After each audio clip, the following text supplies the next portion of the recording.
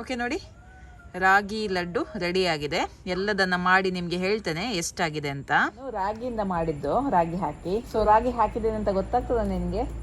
Hi ಎಲ್ಲರಿಗೂ, ಇವತ್ತು ನಾನು ಮಾಡ್ತಾ ಇದ್ದೀನಿ ರಾಗಿ ಲಡ್ಡು. ರಾಗಿ ನಮ್ಮ ಆರೋಗ್ಯಕ್ಕೆ ಎಷ್ಟೊಂದು ಒಳ್ಳೆಯದು ಅಂತ ನಿಮಗೆಲ್ಲರಿಗೂ ಗೊತ್ತುಂಟು. ರಾಗಿಯಲ್ಲಿ ಕ್ಯಾಲ್ಸಿಯಂ ಅಂಶ ಉಂಟು, ಪ್ರೋಟೀನ್ ಉಂಟು, ಒಳ್ಳೆಯ ಫೈಬರ್ ಉಂಟು. ಹಾಗಾಗಿ ನಾನು ಇವತ್ತು ಈ ರಾಗಿಯನ್ನ ಬಳಸಿ ಒಳ್ಳೆಯ ಒಂದು ಲಡ್ಡು ರೆಸಿಪಿನ ನಿಮ್ಮ ಜೊತೆ ಶೇರ್ ಮಾಡ್ತೀನಿ. ನಾರ್ಮಲ್ ನಾವು ಲಡ್ಡು ಎಲ್ಲ ಮಾಡ್ತೀವಿ ನೋಡಿ ಅಕ್ಕಿಯಿಂದ, ಅದರಷ್ಟೇ ರುಚಿಯಾಗಿ ಈ ಲಡ್ಡು ಕೂಡ ಬರುತ್ತೆ. ಹಾಗಾದ್ರೆ ಇದನ್ನ ಮಾಡುವ ವಿಧಾನವನ್ನ ನೋಡುವ. ಅದಕ್ಕಿಂತ ಮುಂಚೆ ನನ್ನ ರೆಸಿಪೀಸ್ ಎಲ್ಲ ನಿಮ್ಗೆ ಇಷ್ಟ ಆಗ್ತಾ ಇದ್ರೆ ವಿಡಿಯೋಗೊಂದು ಲೈಕ್ ಕೊಡಿ, ಹಾಗೆ ವಿಡಿಯೋವನ್ನ ಫ್ರೆಂಡ್ಸ್ ಜೊತೆ ಫ್ಯಾಮಿಲಿ ಜೊತೆ ಎಲ್ಲ ಶೇರ್ ಮಾಡಿ. ಓಕೆ, ಮೊದಲಿಗೆ ನಾನಿಲ್ಲಿ 1 ಟೇಬಲ್ ಚಮಚದಷ್ಟು ತುಪ್ಪವನ್ನು ಹಾಕ್ತಾ ಇದ್ದೀನಿ. ತುಪ್ಪ ಕರಗಿದೆ. ಈಗ ಇದಕ್ಕೆ ನಾನು 1 ಕಪ್ ಅಷ್ಟು ರಾಗಿ ಹಿಟ್ಟನ್ನು ಹಾಕ್ತಾ ಇದ್ದೀನಿ. ಒಳ್ಳೆ ಘಮ ಬರುವವರೆಗೆ ಇದನ್ನು ನಾವು ಹುರಿಬೇಕಾಗುತ್ತೆ. ಸುಮಾರು 7 ರಿಂದ 8 ನಿಮಿಷ ಬೇಕು ಇದನ್ನು ಒಳ್ಳೆ ರೀತಿಯಲ್ಲಿ ರೋಸ್ಟ್ ಮಾಡಲಿಕ್ಕೆ. ಒಳ್ಳೆ ಘಮ ಬರುತ್ತೆ ನೋಡಿ, ಆವಾಗ ಫ್ಲೇಮನ್ನು ಆಫ್ ಮಾಡಿದರೆ ಆಯಿತು. ಇದನ್ನು ರೋಸ್ಟ್ ಮಾಡುವಾಗ ಲೋ ಅಥವಾ ಮೀಡಿಯಂ ಫ್ಲೇಮಲ್ಲಿ ಇಟ್ಟುವೆ ನೀವು ಇದನ್ನು ರೋಸ್ಟ್ ಮಾಡ್ಕೊಳ್ಳಿ. ನೋಡಿ, ಇದು ಒಳ್ಳೆ ರೀತಿಯಲ್ಲಿ ರೋಸ್ಟ್ ಆಗಿದೆ. ಇನ್ನು ಇದನ್ನು ತೆಗೆದು ಬಿಡುವ. ಸ್ವಲ್ಪ ಹೊತ್ತಿದು ತಣ್ಣಗಾಗಲಿ.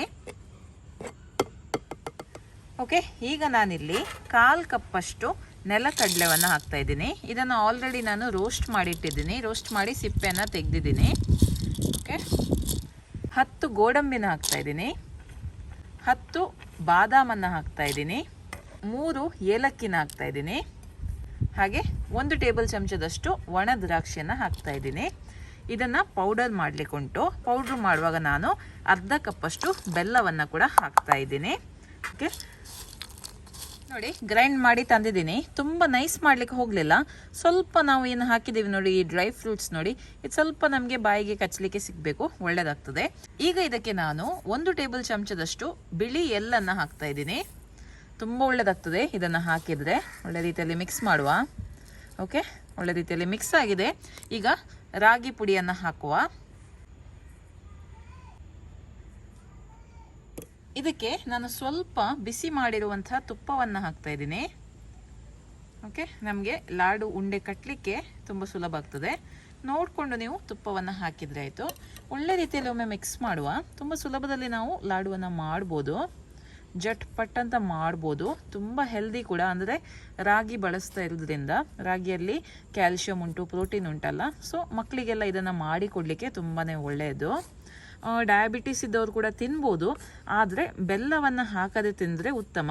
ನೀವು ಬೆಲ್ಲದ ಬದಲಿಗೆ ಬೇಕಿದ್ರೆ ಸ್ವಲ್ಪ ಖರ್ಜೂರದ ಪೇಸ್ಟನ್ನು ಕೂಡ ಹಾಕ್ಬೋದು, ಇನ್ನೂ ಕೂಡ ಹೆಲ್ದಿಯಾಗಿರುತ್ತೆ.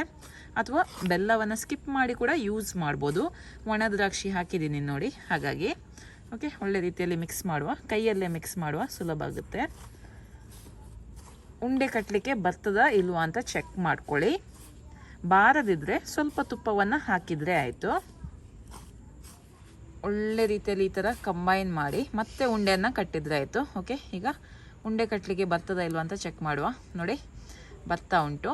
ಉಂಡೆ ಮಾಡಿದರೆ ಆಯಿತು.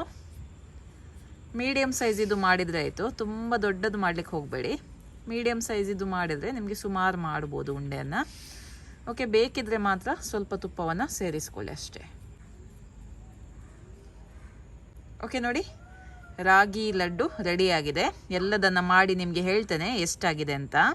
ನೋಡಿ, 10 ಮೀಡಿಯಂ ಸೈಜ್ ರಾಗಿ ಲಾಡುವನ್ನು ಮಾಡಿದ್ದೀನಿ 1 ಕಪ್ ರಾಗಿ ಹಿಟ್ಟಿನಿಂದ.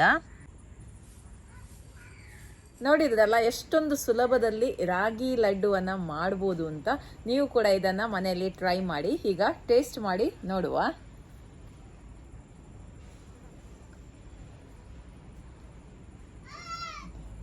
ಸೊ ಒಳ್ಳೇದುಂಟಾ ಲಾಡು? ಒಳ್ಳೇದುಂಟಾ? ಓಕೆ. ಸೊ ಇದು ನಾನು ರಾಗಿಯಿಂದ ಮಾಡಿದ್ದು, ರಾಗಿ ಹಾಕಿ. ಸೊ ರಾಗಿ ಹಾಕಿದ್ದೇನೆ ಅಂತ ಗೊತ್ತಾಗ್ತದ ನಿನಗೆ?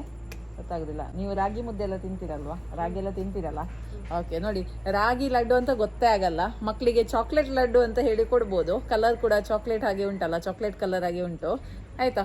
ಓಕೆ, ಇವತ್ತಿನ ಈ ವಿಡಿಯೋ ನಿಮ್ಗೆ ಇಷ್ಟ ಆಯ್ತು ಅಂತ ಅನ್ಕೊಳ್ತೀನಿ. ಮುಂದಿನ ವಿಡಿಯೋದಲ್ಲಿ ಸಿಗ್ತೀನಿ. ಅಲ್ಲಿ ತನಕ ಬಾಯ್.